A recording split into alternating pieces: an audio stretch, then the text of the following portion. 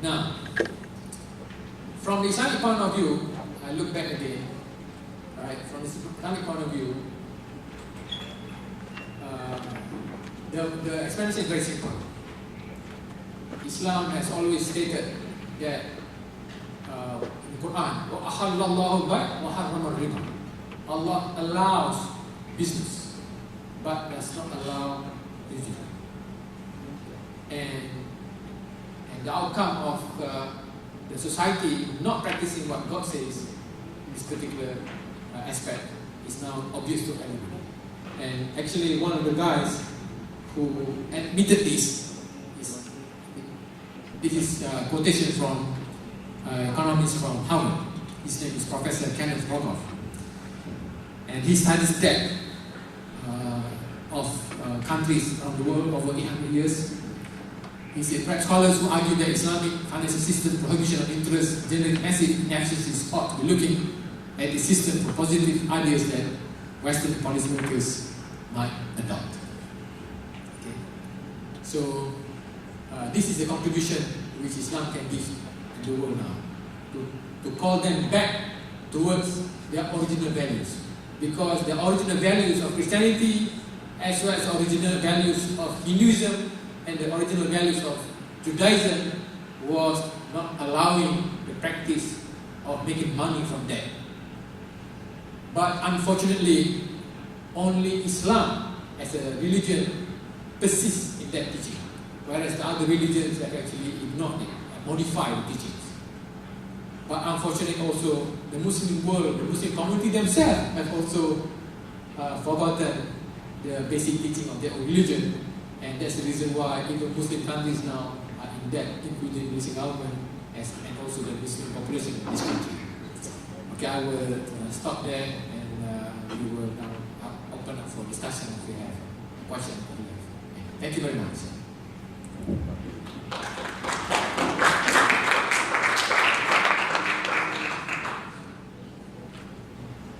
Okay.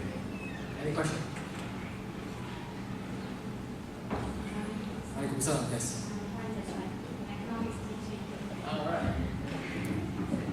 Okay, thank you for very interesting insight about the debt crisis, which I'll be teaching next semester.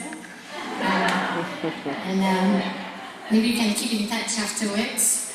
Alright, now can you comment on the Islamic banking in Malaysia, the activity of Islamic banking? Is it truly Islamic or there's an element of riba as well? Thank you.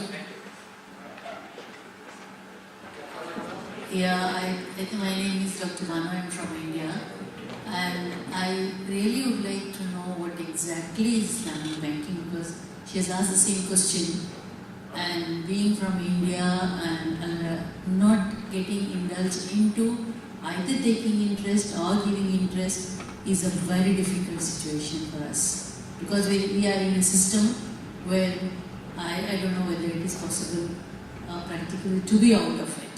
So Islamic banking, I want to know really what it is. Thank you very much. So please repeat the question, right? Yeah. I want to explain to you first, however, what is this thing called banking, right? So that we can understand what is Islamic banking afterward. Let me. I just want to show to you the growth of. If you have time, I will explain to you how money changed, how money has changed from this physical money and later on to what we have now. Okay. Now,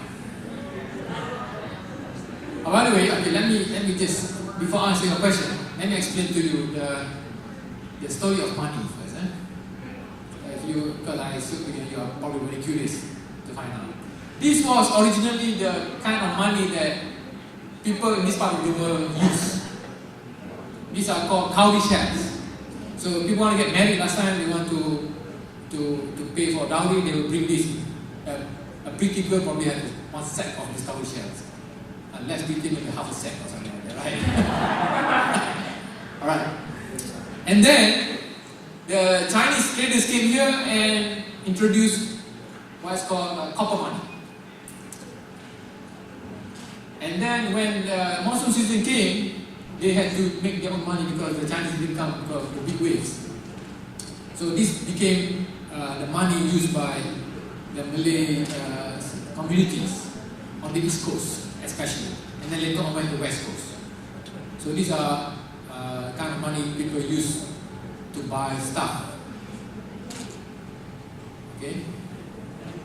Now, the one at the top there is probably most difficult to carry in the pocket. It's very. So imagine you bring that money called pohon pitis Terengganu and say, I want to buy a burger, please, with this. Are you going to step in something? It's very sharp kind of money, right? And then the colonial power came and they introduced this kind of money. So there were a lot of money, forms of money at that time. But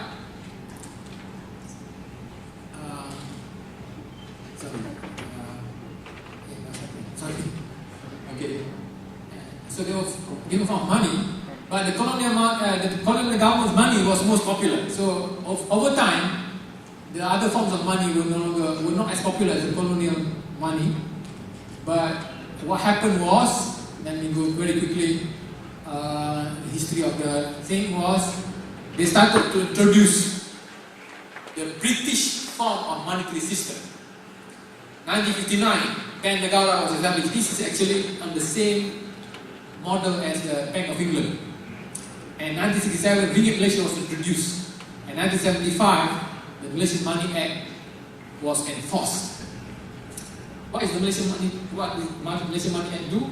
It says you cannot use other forms of money. All those sharp things, kopang, is not allowed anymore. You must use ringgit. By that time, a lot of people were only using ringgit, so they didn't complain. But they didn't realize, but when they use the ringgit, which is called fiat money, they are now trapped into the system. Trapped into the system, which I'm going to describe to you now. Okay? Now, what happened now is that we are now trapped in the monetary system. Actually, it also happened in the UK as well. We were trapped in the pound sterling system. And what happened is that everybody becomes trapped in the debt industry system. How does it happen? I will explain to you. The reason is because money now is no longer a commodity. So you cannot dig into the ground to find money anymore. Money can only be produced by a specific institution called the commercial banks. And these people didn't realize. The central bank only creates a small amount of money. They call it base money, but the rest of the money can only be created by the commercial banks. Because ringgit can only be created by the commercial banks. You go into the ground, you come up with gold, there is no ringgit, and you cannot use it as money. It's not allowed. You want money, you want to transact, you must use ringgit. And again, how can ringgit be created? By the banks. How does this process take place? And we should explain to you. It begins when a depositor deposits money in the bank. The bank will keep part of that deposit and lends out the rest. The part that is kept is reserved, is kept at the Bank Negara, the central bank, and the rest is lent out in order to earn interest income. Alright, let me go slowly. Let us assume there are a number of commercial banks in the banking system, Bank 1, Bank 2, Bank 3, and let us say an individual A deposited 100 ringgit in Bank 1. Assume that the cash reserve requirement set by the Bank Negara Malaysia is 5%. And that means that the Bank 1 must hold a reserve of 5% of 100 ringgit, that is 5 ringgit. And then it's allowed to lend 95 ringgit in order to earn interest. So if Bank 1 lend out 95 ringgit to individual B, an account for individual B is open in Bank 1. That's how it appears. So this is the deposit just now. And then 5 ringgit is reserved, loan to B is 95 ringgit. So asset is balanced to liability, 100 ringgit over here, 100 ringgit over there. Let us say money borrowed from Bank 1 by individual B is used to buy something from individual C. So individual C deposit the money in his account and the bank will keep 5% or 4.75 and lend the rest. Actually this is a mistake here, 90 point 25, right? Yeah, no? Okay, just to make it accurate.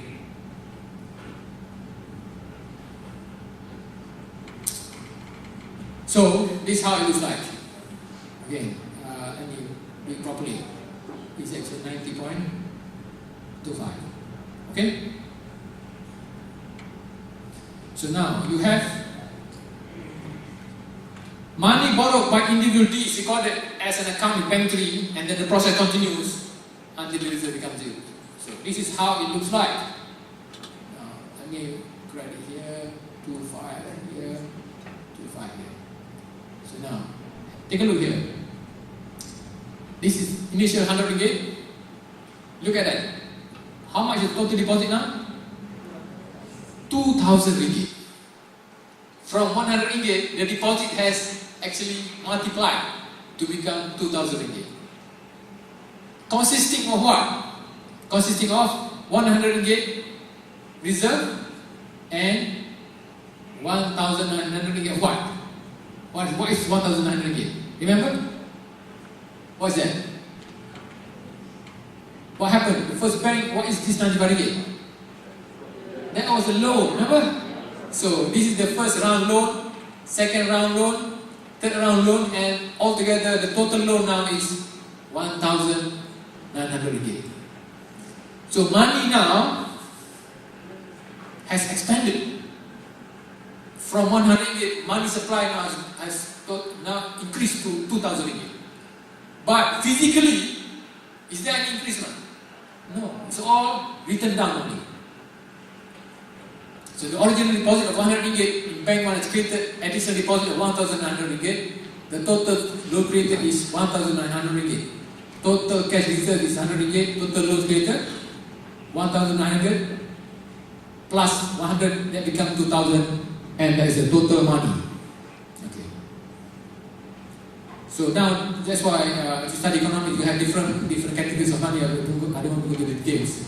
The point is that the bond money is not like before. The form has changed. It's not restricted to metal coins or paper notes. Money is the totality of liabilities, and the credits are the total loans made by the banks. And the bank's assets consist of tangible assets and intangible assets. These are outstanding loans from borrowers. So now, you cannot use any other form of money except for ringgit. And the ringgit can only be created by the bank. How do banks create this money? When people go and borrow. If you don't borrow money from the banks, money cannot be created. So if society wants money, they have got to go to the bank and borrow. And that's the reason why loan and debt is huge now throughout the world. Understand now how the system works? This is how the system works. And that's why everybody is burdened with debt. That's why now the average debt of Malaysia now is actually about 834 household debt divided by total population. How much is that? Then you calculate that as well. That is the total debt per head. Last time it used to be 0, but now it's few 100,000 ringgit. Actually, if you buy a house or you buy a car, that's it. So everybody is now in debt, and that is why, and the companies are also in debt, and everybody is burdened in debt, and that's the reason why everybody is stressed out. And when the debt becomes unacceptable too much, then you have a crisis, and that's what takes place in Europe, in America. And that's what is coming here to this country as well. This is all part of the whole system. And it originates when it was allowed in Europe by John Eck. Remember John Eck and John Calvin? They were the one now. Okay. So that is banking. That's what banking is all about. Banking is where people take money from depositors and lend out for the profit. What is Islamic banking? Actually, Islamic banking is doing the same thing. Takes people deposit and lends out. The only difference between what Islamic banks and non-Islamic banks do is that the contract is changed. The contract is changed so that it's not a loan contract. They change the terms of the contract to make it not a loan contract but something called a sales contract. Sales rather than a loan contract. Meaning, for example, I'll give you an example. In Islam, you are allowed to sell stuff, but you are not allowed to lend money to make a profit. So, one of the things that the bank will do, two things. I will give an example. So if the banks want to make money, say you want to buy, somebody wants to buy a house, right? So in a conventional bank, the customer, the person will come to the bank and say, I want to borrow 200,000 ringgit. I want to buy a house. So the bank will lend 200,000 ringgit. And then you pay interest, a yearly interest, a monthly interest to the bank, based on that debt of 200 ringgit. So, but this is not allowed in Islam. So what Islamic bank will do is, say, which house do you want to buy? Of that particular house. Okay. So what the bank will do is, now I will take possession of the house and then sell to you. So banks can engage in Islam you are allowed to engage in sales, but not in lending and making money. So the bank will take possession of the house and then sell the house to that person. Instead of lending the money, he sells the house to that person, and then the house is payable, the debt is payable over 20 years. You understand? So now, but the same situation, the outcome is the same, which is the person is in debt to the bank. But the debt in the Islamic bank is through a sales contract rather than a loan contract. Now, that is one form. Another example of how the Islamic bank make money. What if somebody wants 20,000 ringgit personal loan because he wants to have a wedding?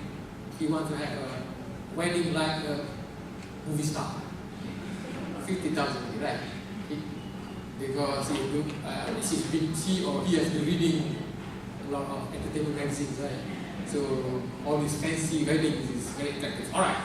So now, how do you get that? 50,000 ringgit or 20,000 ringgit cash. You are not, Islamic bank is not allowed to sell, to lend money and make money. So what the Malaysian Islamic bank has done is like this. This is what this happened to me. I was studying this before. I wanted to borrow on behalf of my wife. I wanted 20,000 ringgit to buy a van for a business. So she wanted cash. She was British, so she couldn't go and borrow money right from the bank. She used my name. So that's why I found out how the transaction took place. So what the Bank Rakyat, one of the banks here, will do is this. There is a car underneath the basement of the bank. So now, the bank says, I'm going to sell you this car. See, sales contract is allowed. So I'm selling you this car. And the sales is on credit for 30,000 ringgit. Now you will the borrower will sell back the car to the bank for 20,000 ringgit cash. Understand? So now the bank will pay the borrower 20,000 ringgit, so he gets his cash, but you also owe the bank 30,000 ringgit from the purchase of the car, right? Just now. So you bought the car on credit, now you sold back the car to me for 20,000 ringgit cash, so you get your cash, 20,000 if you want to organize a wedding, but you are in debt to the bank of 30,000, and that's how the bank make a profit of 10,000. So at the end of the day, you are still in debt to the bank 30,000. So now you ask me, what is this Islamic banking? This is what they are doing. So if you ask me now, is it going to change the scenario? I say no. So I say, what the Islamic bank does not deserve to use the name Islamic bank, because in my opinion that is not Islamic. It only deserves to use the term halal bank.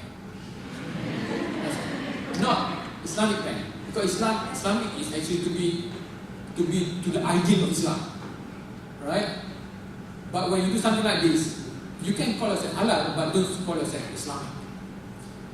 Something which is halal is not necessarily very good for you. For example, let's say you like roti canai, or donuts, daging donuts. If you like daging donut is halal. Daging donut is halal.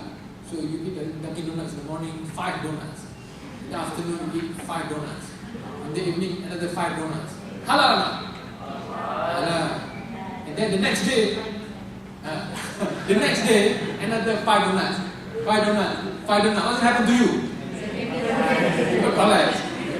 So in other words, halal doesn't mean that it's going to be good for you in excess, right? So in excess. So now the Islamic bank context halal. I don't want to say it's haram, but if you indulge in that, it is halal. You can still be in trouble.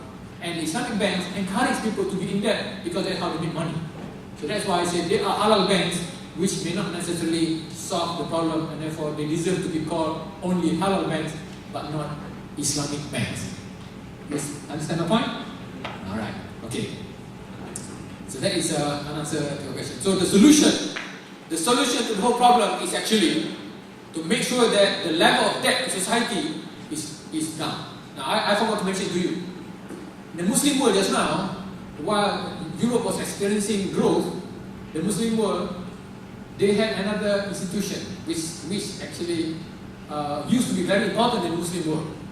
Because the Muslim world at that time, not the modern Muslim world, at that time, they had the spirit they were internalizing the teaching of Islam.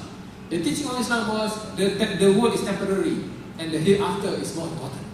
So the purpose of life is to accumulate a lot of good deeds to bring with you back to face God one day to show, okay, these are all my good deeds. So the Muslims at that time, they were engrossed with how to make sure they can maximize their good deeds. Whereas other people were busy making money, they were busy trying to accumulate good deeds. And one other thing that worried them was that if they die, they cannot perform any more good deeds. Because that's it, end of life. In Europe, by the way, people were worried if people die, they cannot pay their loans, right? Now, in the Muslim world, they were worried if they cannot perform any more good deeds. So what happened was they created another concept. The concept is based on the teaching of the Prophet. The Prophet said, when the son of Adam dies, all his good deeds will stop, will cease, except for 3 things. What are the 3 things? 1, if you have children who are religious, who praise for their parents. Secondly, is knowledge, which is beneficial for society, beneficial knowledge. And the third one is sadaqatul jariyah, which is charitable investment which continues after death. For example, you build an orphanage, you build a school, you build a hospital, and then even after you die, this institution continue to operate, then you will continue to reap or to obtain the reward from it. So the Muslims at that time, they were donating land, they were making buildings, they call it wakaf. Wakaf. So the wakaf was the most important institution in the Muslim world. So many activities in the Muslim world were carried out by wakaf to provide services for the society. Education, the most important is education. So the colleges, universities in the Muslim world were free. You can study for free because they were actually donated. The land was donated, building was donated, and they were some of the people have shop houses which is rented out, and the rental income will pay for the teachers. So in the Muslim world, the most important institution were wakaf. Whereas in the Western world, the most important institution were the companies, indebted companies. So you can see the contrast. But in the Muslim world now, in Malaysia, which is more important, companies or wakaf?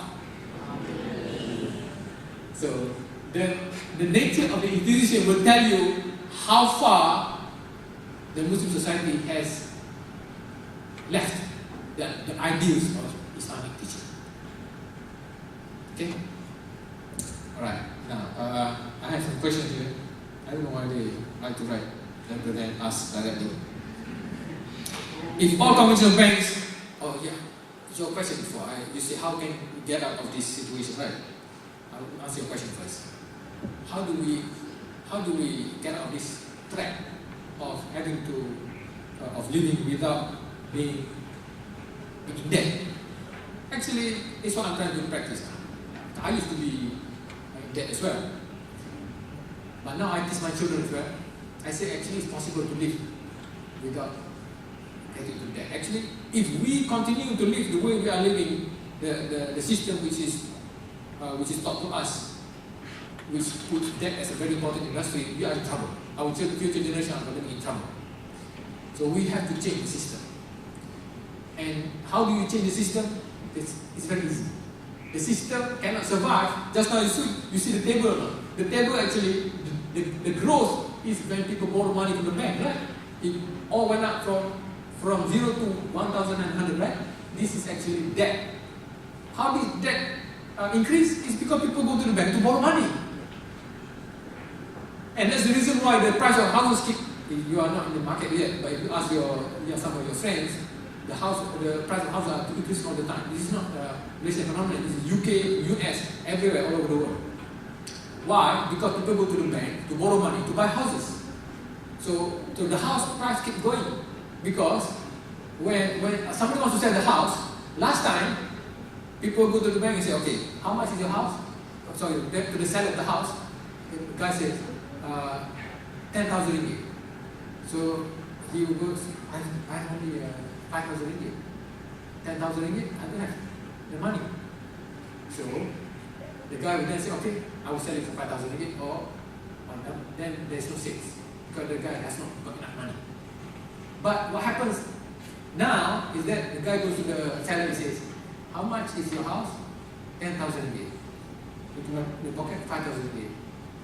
And then the guy says, you can't buy. How? Go to the bank and borrow the money. So he goes to the bank. I want to buy a house, 10,000 ringgit. I got 5,000 ringgit.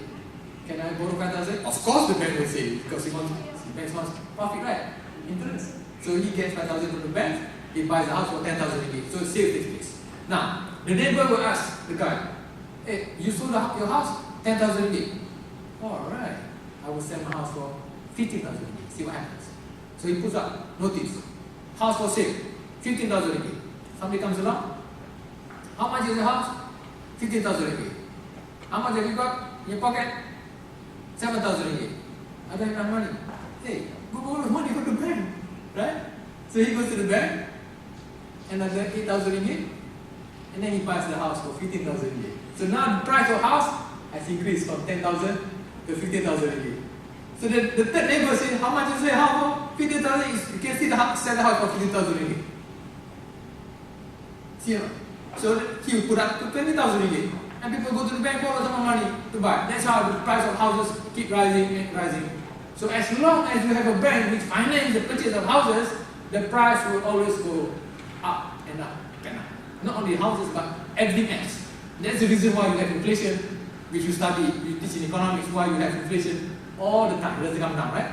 It's just steady about maybe they don't want hyperinflation, but inflation is actually accepted part of the economic system now. Why? Because people borrow money from the banks. Now, at a certain point in time, the house is beyond the reach of many people. So what happened in Malaysia now is that, okay, it's alright, you can put your son's name now together. So you and your son will borrow money from the bank. So that the period is 50 years, but you die, so your son will pay the rest of the balance. So now the price is going up and up. So how do you address the system now? It's very easy.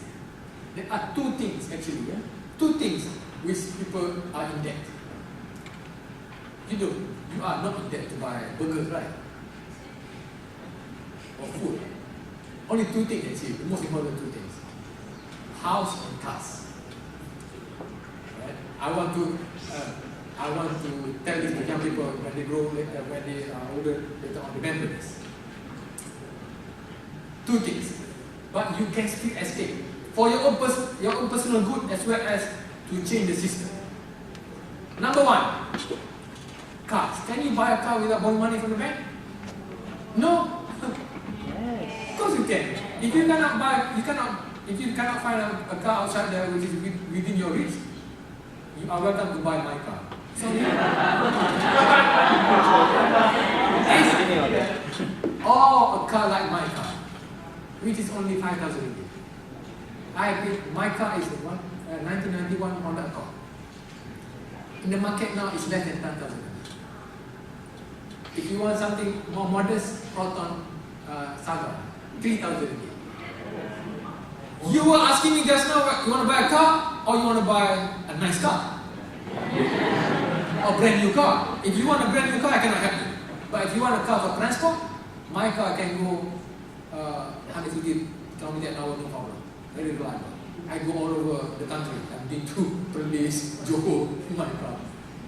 Less than 10,000 ringgit, about 5,000 ringgit is market price. So, if you say to me that you cannot buy a car without borrowing money, you are lying. The only reason why you are in debt is because you want a fancy car. That's the reason. Right? I have got all my cars, second-hand cars. I have another Volvo, also less than 10,000. I bought the most expensive for my car is a 7-seater Honda Odyssey, which I put my family along, 20-something thousand only, which I saved my money and I bought cash. Okay, and I've been going all over Malaysia also. So forget about it. What about houses now? Houses. Okay, houses. In Islam, if you don't get married, the responsibility of the husband is to provide shelter, house. But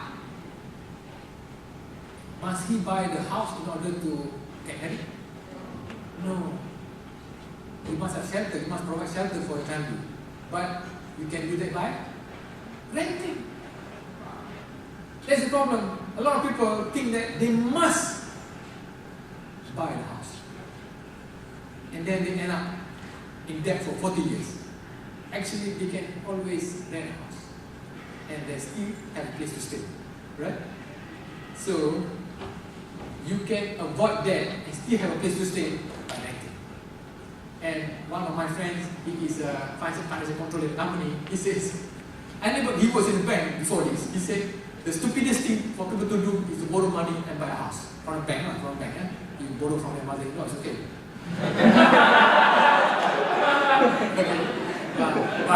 But the risk is yours, right? You ask your mother-in-law for money to borrow. But the point is, borrowing money from the bank is the stupidest thing not to buy a house. So my friend, financial controller, he said, I rent a house and I want to live fancy in KL, in Bangsa dan Mansala. I cannot afford if I buy a house. So what I do is I rent. And then I can live in a fancy place. And then I save my money. He saves his money in investment account. Enough money, and when his saving is high enough or is large enough, he will buy a piece of land. He bought a piece of land in Johor. Big piece of land, and then he has a plantation there, and then he will build a house there when he retires. So that's what people do, smart people. So what you should do is you rent a house, save your money, buy a piece of land, kampung, half an acre, that's only about 30,000, 40,000, and then later on, build a small house. Build a small house for you and your wife. And then later on, when your children come to visit, you say, you want to have your own room? Build your own room.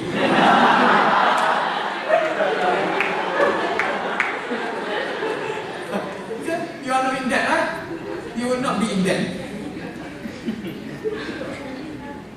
So actually it's possible. It's possible to run. So two things. Number one is to save yourself from the danger of debt.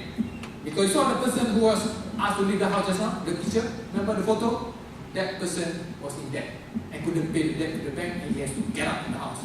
And the house is repossessed by the bank, he has lost everything. And nowadays, jobs are very uncertain. If you go out and work now, you can be fired anytime. There are many, for example, pilots now who are jobless. In Singapore Airlines, they actually ask thousands of these pilots to be on no pay leave. Singapore Airlines is a very, very strong company, right? But even Singapore Airlines ask their pilots to be on no pay leave for 2 years. Can you imagine? So, be very careful. If you are in debt and you have no salary, you are in trouble. Secondly, is that if you continue to borrow money from the bank, then the bank system will continue to expand and it will continue to destroy people's lives. So you have two things you have to bear in mind. One is to protect yourself from danger, and secondly, your obligation to make sure that the future generation is protected from the system which is very destructive to society. Okay? So does that answer your question? Thank you. So I will read here. Let me ask, anybody wants to ask last question? So that it's more exciting. Anybody? Before I read? Question? Yes. What is a sukuk? Oh, okay. Sukuk. This is very technical now. Very technical indeed. Now, sukuk. Now, one of the credit instruments which is used in business world is called bonds. The normal conventional bank use financial system, the conventional financial system use bond. What is bond? Anybody know what is bond? Okay, bond is a certificate of debt. So if a company, let us say MAS, Malaysian Airline System, Singapore Airlines, okay, Singapore Airlines. Singapore Airlines wants to buy a plane which costs 100 million US dollars. Singapore Airlines, one of the ways to raise money is to issue bonds. So the bonds are denominated. For example, let us say, just now I said 100 million, just now? Okay, 1 million each.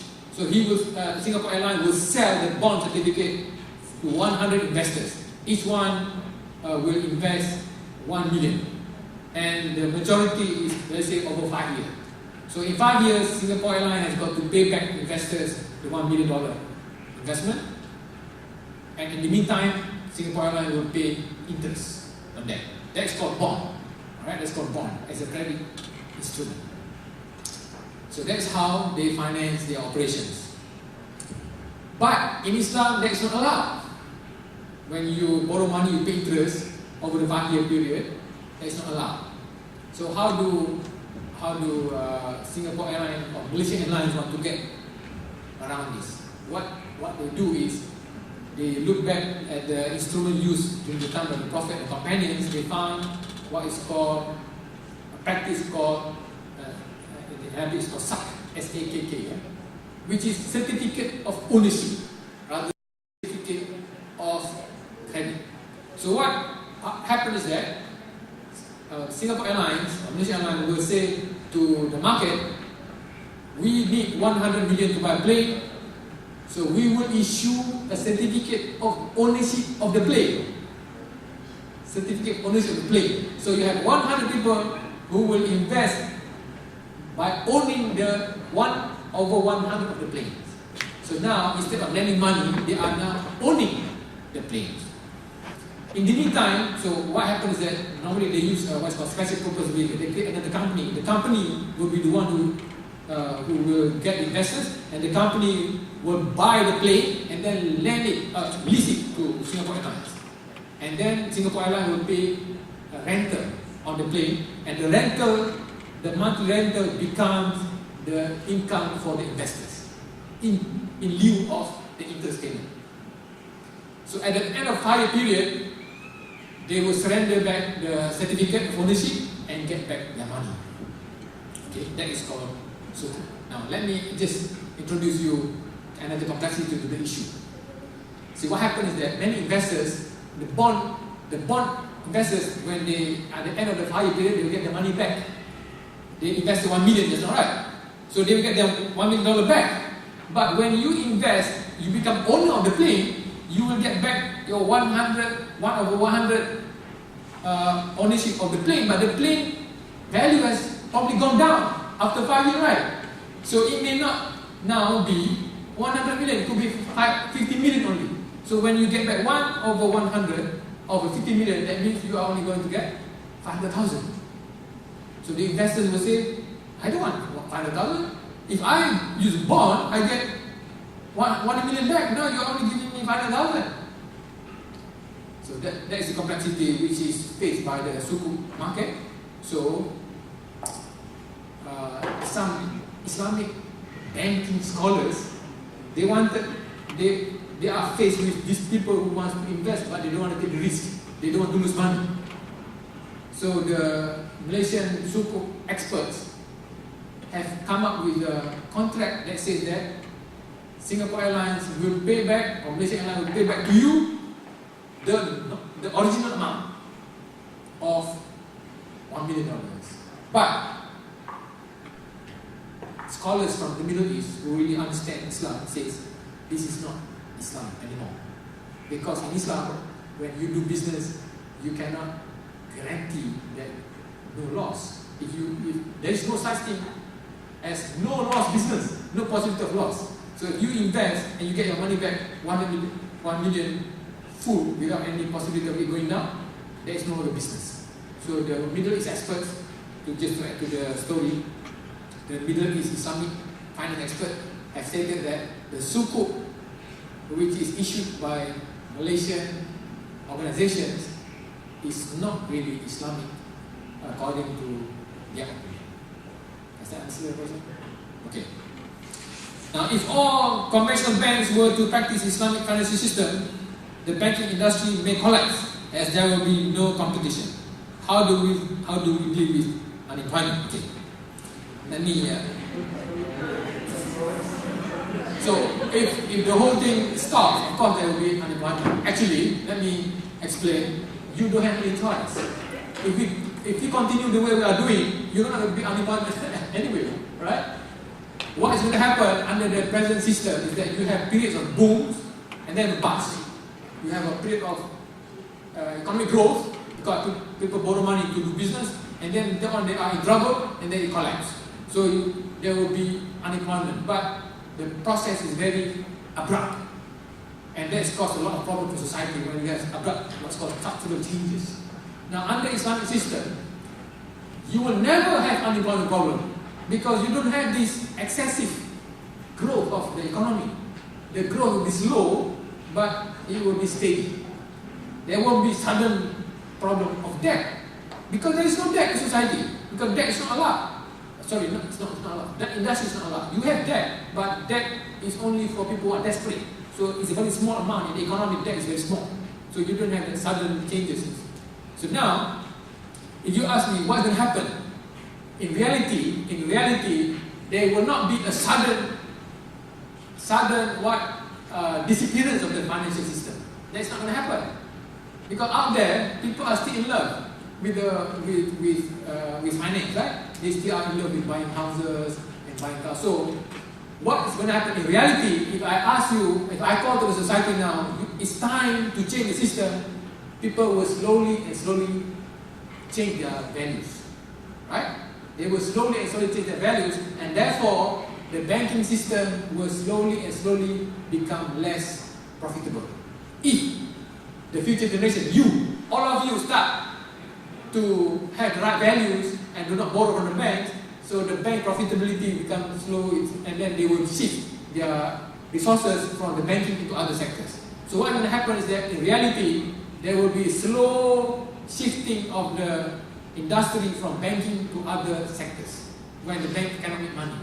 So it will take place over many years, and in the meantime, there will be other industries which the society will come up with, and therefore it will not be so disruptive, right? On the condition that all of you and the young generation start to change their values up. But if you do not change your values, and you continue to live the same kind of lifestyle, you borrow money to buy houses and to do business, because that's what people teach you in finance. Later on, you study finance. If you could, now you don't study finance in A levels, but in university you study finance, they will teach you what's called leverage. They will teach you borrow money to do business. That's what they teach you. These are all ilmu sesat. These are all deviant knowledge which they teach. Because I am the head of the department of in the business school. I was a director of business school. I know what my financial colleagues are teaching the students. They teach people to borrow money to do business. That's why this is all taught from the West, from America. The text is the same. And that's the reason why they are in trouble. Because they teach people to do business using borrowed money. And that's what they are teaching in business school. So if you learn that only to know what's happening, but don't practice that knowledge. Don't ever practice that knowledge. Those are very destructive knowledge. So if you start telling your friends, don't borrow money to do business, don't borrow money to buy properties, then slowly the situation will change. Actually, in America, people are realizing the danger of the banking industry because they are in trouble already. But over here, people are not in that realization mode yet because the problem is not so serious. But we will arrive at that if we don't watch it. Okay, that is the answer to the question. The second question: how do we deal with the bank's assets and liabilities that originally generated to these are technical things. Actually, what happens is that as we change, my suggestion is that the banks, when they cannot make money anymore, because there's no more business, people don't want to borrow money from them, it's not profitable, they will transfer the ownership to the government. And you need to have the banks around, or this institution, because they create currency. Ringgit can only be created by them. But now, when it goes to the government, it's no longer commercial institutions, then they will issue money, but not from debt, but investment. So in other words, people go to this institution and they say, okay, I want to do business. So this institution, instead of lending money, they will invest in this business. And then they create, at the same time, create currency. So now the debt level will go down because no longer, the banks will no longer issue loans, but they will invest in businesses or in people who want to buy property. They will either sell to them on a long-term installment, etc., etc. Okay? Any other question before I read the next one?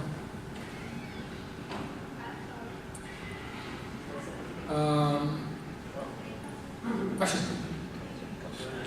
No, you ask first. Let's look at the bigger scope. Yes. Let's say the government is okay.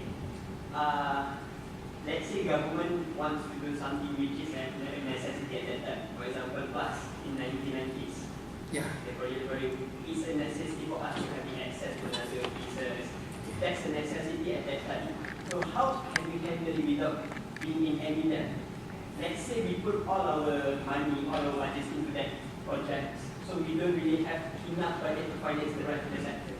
So how do we handle it without any debt? Now, what does a bank do is that it takes deposits, people's deposits, and then lend out to projects like highways. So now, what is going to happen is this. We have institutions which attracts, if you have money, if you want it to grow, you have to put somewhere where it will be invested. If you don't want the money to grow, you put it in savings account, and there's no growth. But if you put the money somewhere, you have to pay zakat. So if you want, your money will be reduced over time. In Islam, if you put money somewhere and you don't use it, 2.5% will go to zakat, to poor people. So it will be reduced and reduced and reduced all the time. So if you want it to grow, you must invest it. So now this institution will take money from depositors, and then you say, okay, this money I will invest in projects like this. So that's all basically what you need to do. We just change the whole mechanism of, instead of lending, you just invest equity. So you form a company called Plus, and then people inject money inside there as equity owners, and then this company will then build highways. That's all. The only difference I foresee is that under the banking system, you have what is called sudden growth. I didn't have time to explain to you. This is what happened in Japan. This is what happened in the US, and this is what happened in many countries, where what happened is banks, because the nature of their contract is lending, they are not so worried, they are not so cautious. So what has happened, because the bank managers want commission from the loans, so what happens is that they issue excessive loans. So in Spain, for example, you study what's happening in Spain now, is that over the last 10 years, a lot of people borrow money from Spanish banks and invest in properties. So you have excess amount of properties in the market. Actually, it's happening in KL now also. Now, that can only happen when you have a banking system, because banks they want profit, so they will lend people money to people, and people borrow money and they speculate in property. They buy 2-3 properties, and the developers will build all kinds of projects, and you have excessive. But under a system where there is no lending, you have investment, then they will be very cautious. So before they build all these projects, they will ask us, is there really any demand for it? And that's why you don't have the excessive growth in the economy, especially in the property sector. And in the West and in Japan, not only the money goes into property, they also go to the stock market. People borrow money to buy stocks, and then you have growth of the stock market, which is a bubble. They buy stocks in order to sell, and then suddenly they found out that actually the price of the stock was excessively high and it crashed down. This was what happened that contributed to the Great Recession 1930s in America, and then again in Japan in 1989, 1980s, and again now what's happening in Europe as well. So to answer your question, actually it's just conversion from lending to do business to investment to do business. That's all. If you borrow money for investing, It's just like you borrow money from the bank to invest in the property. And then what's going to happen is that you have the bubble. I didn't have time just now. I didn't have time because I know I was only given. I wanted to show this before I showed the American situation. You have what this is what happened in Japan. No. This is Greece. This Greece was borrowing by the government. But before that was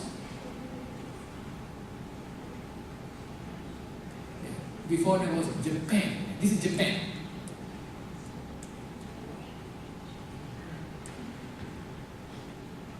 Okay, Japan. Japanese economy crashed in 1989. Why? Same thing. Japan exported a lot of money, they put in the banks. The banks started lending because they wanted to get interest, and if they don't lend money, then they don't have the income to pay their depositors. So they are looking desperate for borrowers. So a lot of people borrow money from the banks, so they overlend. There was a lot of debt, and people borrow money to invest in stocks. They speculated in stocks. A lot of people borrow money to buy stocks. So the stock price went up. And also they borrow money to buy properties. So this is what happened. And then the price was so high that actually it was about $1 million per square meter. And there was a time when the price of land surrounding Japan's Imperial Palace was said to be worth more than the whole of California. That was because of the what's called asset price bubble. It was a property bubble waiting to burst. It burst and it went down like crazy. So your question just now is, what if you borrow money to invest? This is what will happen. You have a bubble. You borrow money to invest in stock and property, the price went up and then it crashed. So those who borrow money and then the price went down, they are in trouble. You know what happened in Japan? I will tell you what happened. It's funny. Here. 19200 prime A property in Tokyo's financial district slumped to less than 1% of its peak. 1% of its peak. Meaning, let's say the price was originally 50,000 US, for example, and then people borrow money, so they start buying property, and the property went up to 100,000. 100,000. So everybody thought it was rich, but actually it was a bubble. It wasn't a real price. Artificial demand. And then the price went down. 1989 was when it went down. Actually, here. 1989 it crashed. And you know what happened? To less than 1% of its peak price. The peak price was 100,000. So 1% is how much? 1,000 only. The guy borrowed 50,000. What's happened to him now? Financially ruined. And this is what happened to Japan. This is what happened to them.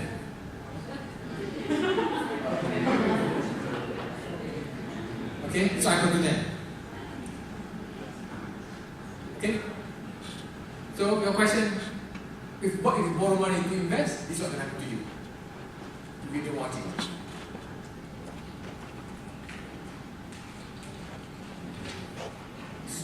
So what are the alternatives that you can propose for that guys? I mentioned to you already. The alternative is investment, equity. Islamic banking was another question that I answered already just now. Islamic banking in Malaysia, I answered. If you are involved in the banking industry, how to avoid supporting the riba concept, especially in the council bank? I said, don't work in the bank. Don't borrow money from banks.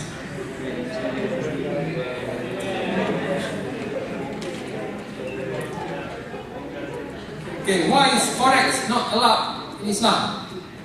Okay, this is a bit complicated. Foreign exchange. Actually, foreign exchange is allowed. By the way, long story. Yeah? Originally, there was no such as foreign exchange because people were using gold and silver. Alright? Gold and silver was money. So when you have gold and silver, you take this gold coin, you can go anywhere in the world, and you don't have to exchange it to anything because everybody accepts gold coin and silver coins. So there was no foreign exchange. So how did this money come in the first place? How did the foreign exchange, ringgit, yen, dollar? The reason was because, you know what happened to the Malaysian ringgit, for example, when they use commodity as money, banks can only lend a limited amount of money because they can only lend to the maximum of the gold and silver coins that they have. That's the reality. If you use gold and silver as money, that is the limit of the bank's business. But banks all over the world are very greedy. They want more profit. So if they want to expand their business, they have to change that money. And that's why they change the money from gold to ringgit. So when you change money from commodity to something you just jot down in the account, ringgit, what is ringgit? You can't see ringgit. By the way, some of you may think ringgit is the paper. Actually, if you go to the bank to buy a house, the bank will not give you a bag full of paper. What did the bank do? They will just jot down. So money does not exist physically.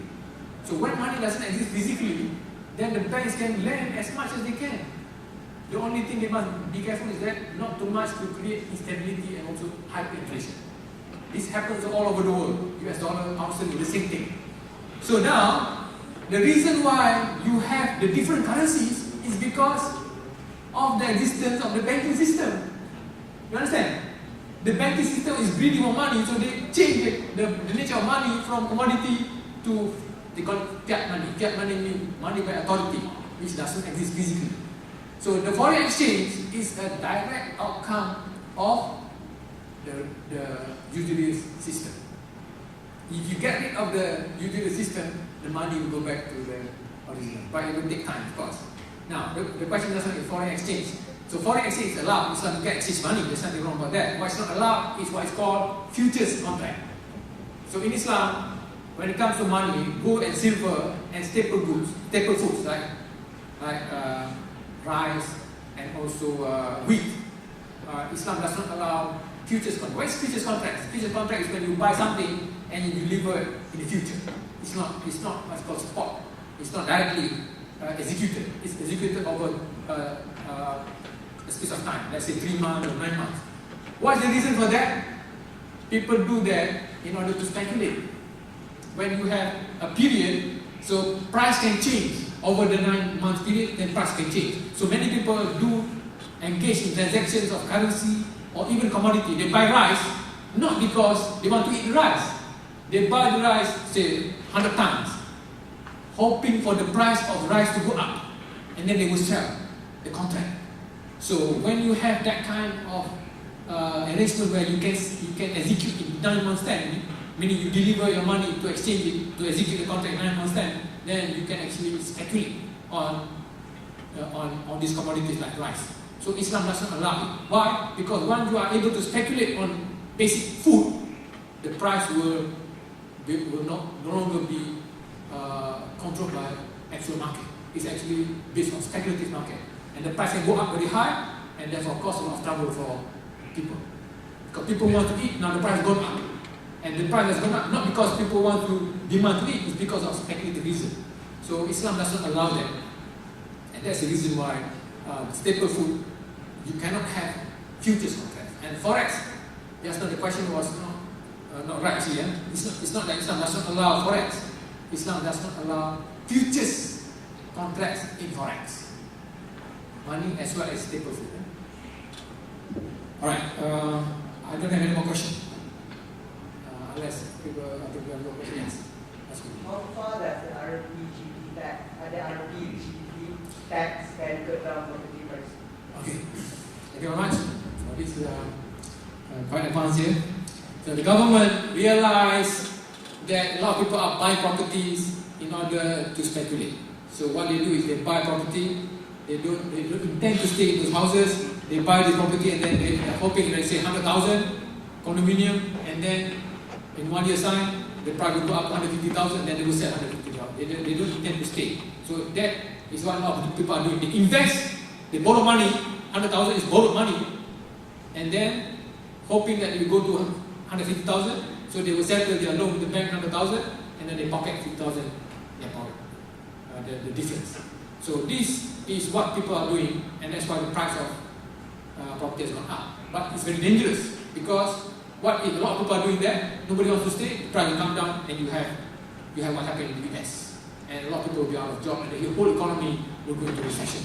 So the government is actually quite aware of this, so they want to curb the speculation. So what do? Is they impose this tax. So in other words, if you sell your property for 150,000, your profit of 50,000 will be taxed by 30%. So instead of getting 50,000, you will only get 70% of that 50,000, which is about 35,000, right? So you reduce the profit. So does it curb speculative business in property? Yes, it does. But what happens is that there's a lot of resistance. A lot of people want money, right? So the property sector wants money. So they will put pressure on the government to make sure that they can sell this property. So that can be very temporary. The other thing is that the bank also want money. When you impose this tax, so the banks cannot lend money anymore to people who want to speculate. So the banks are also desperate for money. So they will also put pressure on the authorities to get rid of this tax. So you will see that the RPGT will only be a temporary thing. This is what happened in the US. After the war, the industries will put pressure on the government to get rid of this because they are greedy for profit. And eventually it will repeat again. Actually, the story of boom and bust in the economy is nothing new. It has happened over 800 years. Same thing all the time. Because the system is the same and everybody is greedy, and eventually it will slow down and then it will go up again and then it will crash again. This happens. As long as the system is being practiced, you cannot run away from it. Right? It's just a cycle. People will forget about it after a while, put pressure on government, liberalize the banking sector, and people borrow money again, and it goes up again, and then crash again. That's what happens over the last 800 years. As long as the system is still in practice. Alright. It's already 10:30. That's what the limit of our program today, right? So I hope some of you may have benefited, or all of you hopefully from my talk. I'm quite happy to notice that a lot of you are very well versed with the topic. Questions are quite sophisticated. For me, these are master's level questions being asked by any level student, which is congratulations. I apologize if there was any bad language or any mistakes in my presentation, any weaknesses, and thank you very much again for inviting me. Assalamualaikum warahmatullahi wabarakatuh.